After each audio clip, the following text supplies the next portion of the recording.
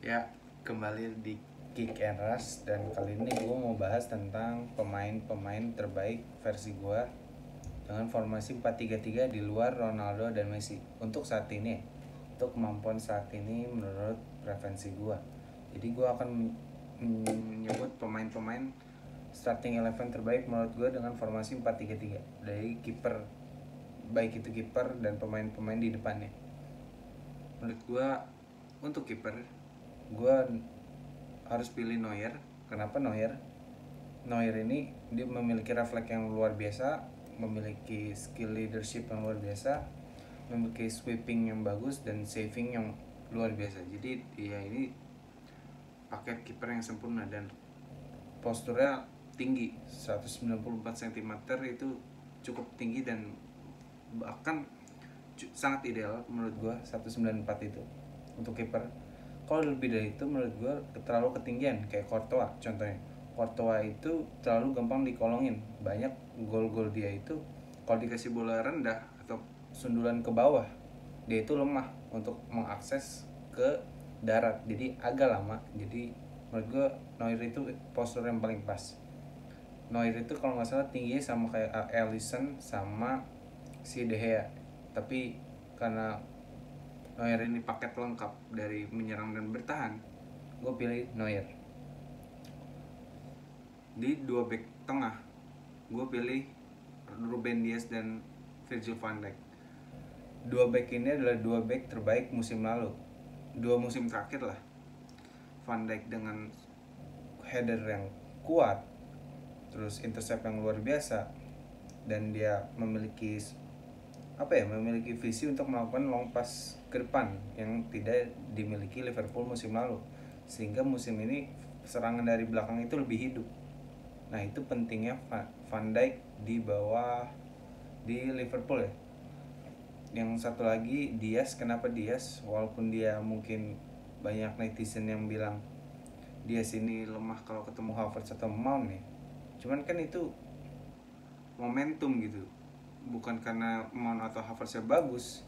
Menurut gue memang dia sini kebetulan waktu lawan Chelsea strategi waktu lawan Pep itu berjalan sehingga dia sini dikelabuin atau semacamnya. Tapi untuk skill individunya dia, gue suka banget sama pemain ini karena body yang bagus, body charge yang luar biasa, dan ternyata dia ini lumayan lah untuk membangun serangan dan headingnya yang kuat. Nah, ini poin plus dari Ruben Dias untuk mencetak gol dari corner. Di back kanan gue memutuskan untuk memilih siapa ya, oh Trent Alexander-Arnold. Kenapa Trent Alexander-Arnold? Karena dia ini punya kualitas passing yang luar biasa, long pass yang luar biasa. Walaupun defense agak sedikit jelek, tapi setidaknya dengan dua back tengah yang tadi gue udah sebut bisa di cover kekurangannya dengan tambahan DM nanti yang gue akan sebut. Makanya gue lebih prefer untuk membawa right back yang lebih menyerang seperti TAA, sehingga menambah kreativitas dalam mencetak gol, opsi mencetak gol yang lebih banyak. Jadi gue taruh TAA di kanan, dan di kiri gue taruh Luke Shaw karena Luke Shaw bermain luar biasa musim lalu dan salah satu pemain MU ya, harusnya jadi pemain musim lalu ya yang terbaik di MU, harusnya man of the season berarti ya untuk MU. Luke Shaw itu permainan paling konsisten ya, walaupun blunder sedikit, tapi dia ini kan tugasnya defendingnya memang gak sebagus dari attackingnya. Gue suka attacknya Luke Shaw karena keputusannya itu rata-rata tepat, dan ketika overlapping itu gue suka banget sama pemain ini karena bolanya lengket banget dibawa sama dia. Jadi gue kiri Luke Shaw, walaupun ada kandidat lain seperti Robo dan Davis, tapi Davis sama Robo ini sering cedera dan Robo juga mainnya suka angin-anginan. Jadi gue lebih pilih Luke Shaw untuk kali ini karena dia mainnya lebih konsisten dari musim lalu. Tiga pemain tengah yaitu Kimi, gue pilih untuk menjadi DM. Kenapa Kimi? Kimi ini bukan hanya jago dalam bertahannya itu Kimi itu bagus loh. Kalau kalian nonton Bundesliga atau Munchen, dia ini underrated player. Dia ini defensifnya bagus, dan terutama dia itu otak serangan Bayern untuk menyuplai dari tengah ke sayap, ke depan, dia itu long passnya bagus. Dan apa ya, kalau kita sebut R2 L1 segitiganya itu bagus lah untuk chip umpan untuk teman. Dan akurasi Kimi ini yang gue heran, kenapa bisa bagus banget. Seorang gelandang dengan akurasi passing yang luar biasa itu dimiliki oleh Kimi. Satu lagi gue pilih De Bruyne untuk untuk gelandang tengahnya gue pilih siapa? De Bruyne. Kenapa De Bruyne? Untuk attacking ya, lebih ke attacking. De Bruyne, kenapa De Bruyne? De Bruyne ini memiliki kemampuan yang luar biasa ya. Dia ini paket komplit dari permainan. Bisa melakukan passing yang luar biasa, bahkan bisa melakukan shooting, bisa melakukan skill individu, bisa teamwork. Walaupun dia memang kelemahannya di nyundul ya, tapi pemain kreatif juga nggak butuh nyundul kan. Tapi 4 aspek dari sepak bola yang sempurna dimiliki oleh De Bruyne. Jadi ini salah satu pemain favorit gue. De Bruyne ini pemain komplit lah, dan pemain cerdas gitu, dengan decision making yang luar biasa menurut gue. Dia ini nggak layak tergantikan karena permainannya itu semua orang pasti suka sama ini pemain. Apa ya, enak ditonton lah dan entertaining. Terus satu lagi De Jong, gue lupa. Frankie De Jong ini apa ya, walaupun defensifnya sedikit jelek, cuman dia memiliki akurasi passing yang bagus gitu, untuk membantu teman-temannya di depan. Dan si De Jong ini kan punya apa ya, semangat yang bagus gitu untuk merebut bola, dan pressing dari Belanda itu terbawa oleh dia. Dan dia ini kan jenderal lapangan tengah di Belanda dan di Barcelona. Dan dia juga bisa mengatur ritme seperti Kimi. Jadi mungkin Kimi dan De Jong bisa bergantian menjadi defensive midfielder dan center gitu. Tuker-tukeran aja tergantung kebutuhan. Jadi tiganya itu De Bruyne, siapa? Kimi sama De Jong. Tiga depannya yaitu menurut gua Mbappe, Haaland, dan siapa? Salah ya.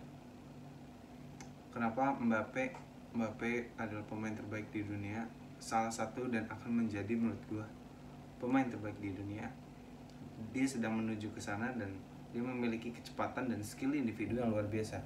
Dan di beberapa momentum dia ini bisa melakukan teamwork 1-2. Tapi kelemahan dari pemain ini adalah dia bagus kalau counter attack.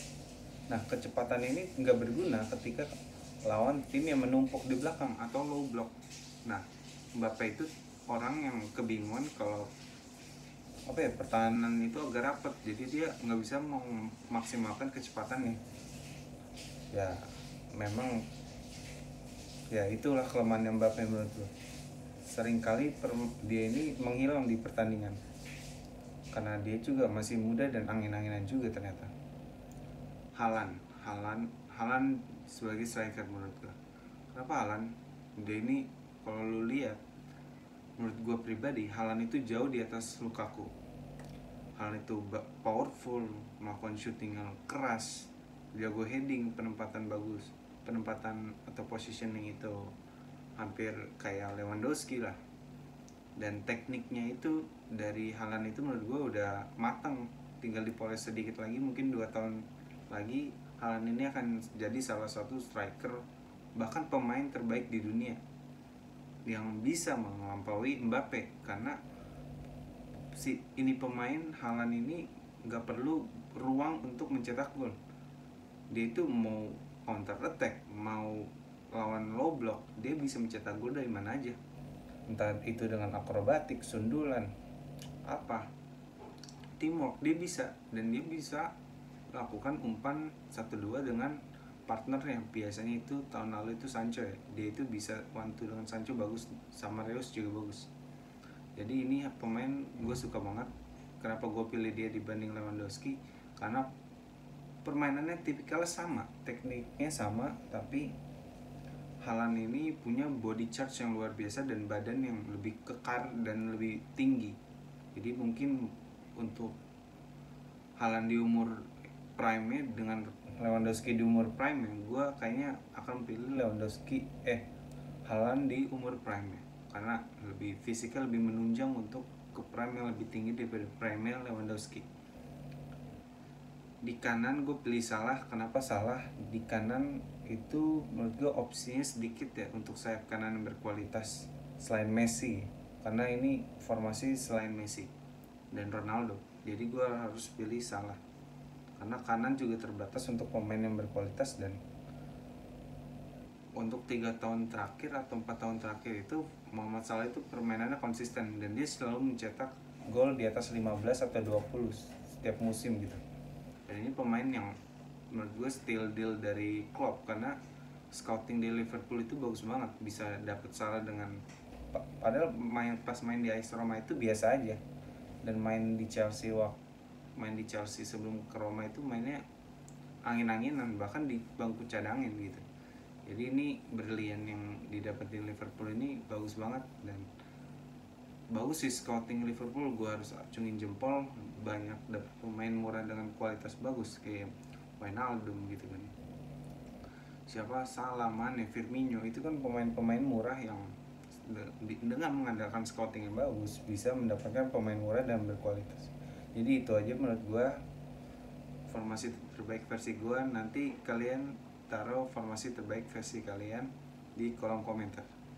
Sekian dari gue, tetap saksikan Kick and Rush.